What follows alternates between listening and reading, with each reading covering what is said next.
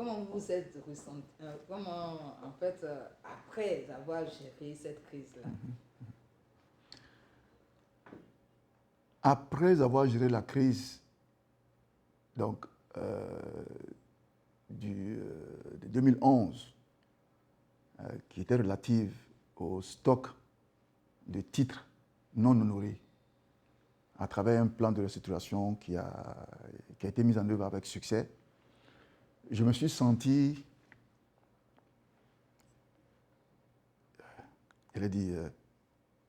heureux, fier d'avoir été l'un des acteurs qui ont contribué à la résolution de cette situation difficile pour l'État de Côte d'Ivoire. On a bénéficié de la compréhension en griffe des créanciers qui savaient que c'était une situation, on va dire, un cas de force majeure.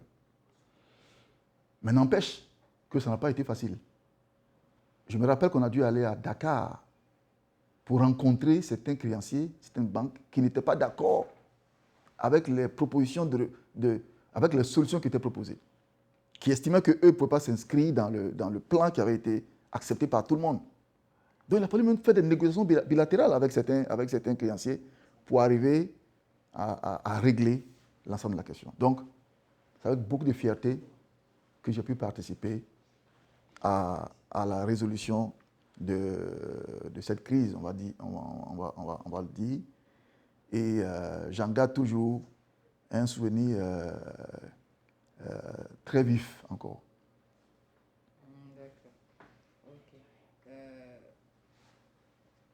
On note une recrudescence des arnaques en ligne, du phénomène de boutage, des escroqueries utilisant la méthode de Charles Ponzi.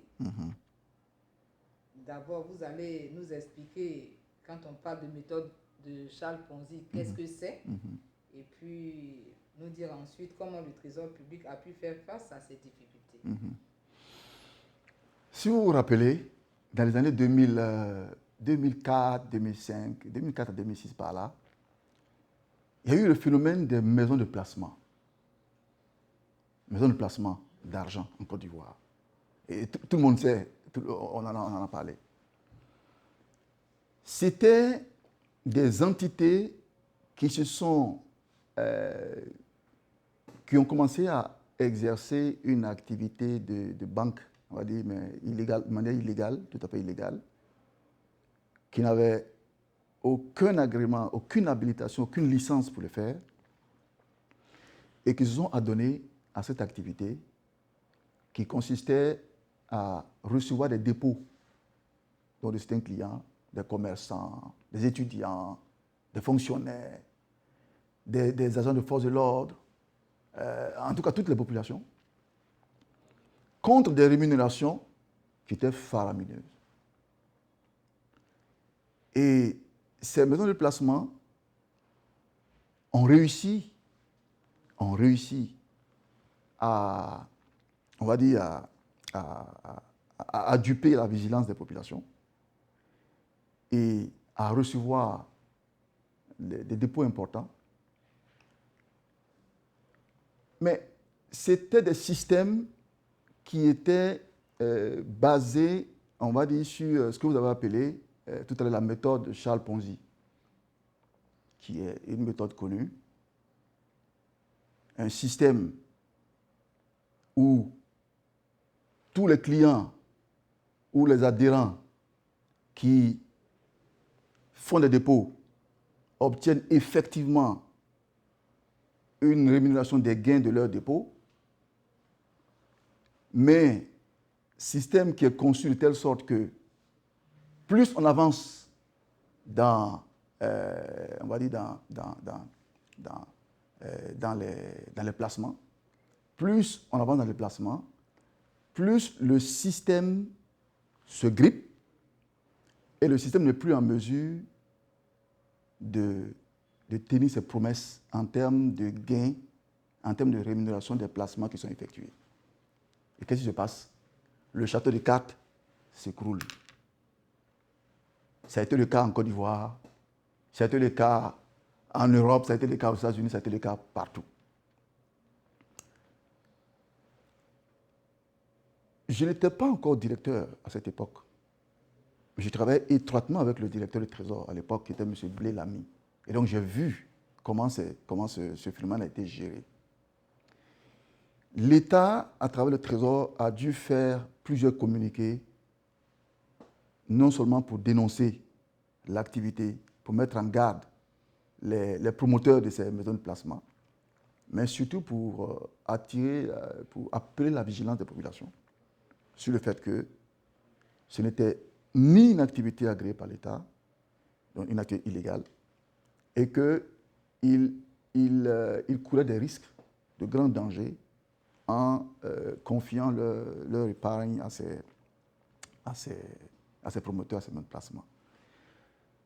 Et je me souviens qu'on a, avec le concours des forces de l'ordre à l'époque, participé à la fermeture des maisons de placement lors des contrôles qui étaient effectués dans la ville d'Abidjan et même à l'intérieur du pays, et à faire en sorte que les auteurs de ces faits graves-là soient traduits devant les tribunaux. Malheureusement, les préjudices qui ont été causés aux populations se sont élevés à plusieurs millions. Je n'ai pas un chiffre exact aujourd'hui de préjudice qui a été causé, mais je sais que c'était des sommes importantes qui avaient été placées par les populations. Et que l'État a dû même faire face, à un moment donné, aux plaintes des victimes et à un processus d'indemnisation de certains d'entre eux. Malheureusement, ce sont des escroqueries qui continuent encore aujourd'hui, sous d'autres formes. sous d'autres formes. Aujourd'hui, l'arnaque en ligne, etc., etc. Mais ce qui est important, c'est que l'État ait les mécanismes qu'il faut pour traiter efficacement comme ça, cybercriminalité, que l'État ait les moyens qu'il faut. Et l'État a les moyens qu'il faut aujourd'hui pour réprimer. D'abord pour sensibiliser, ensuite pour réprimer ceux qui s'adonnent à ces actes-là.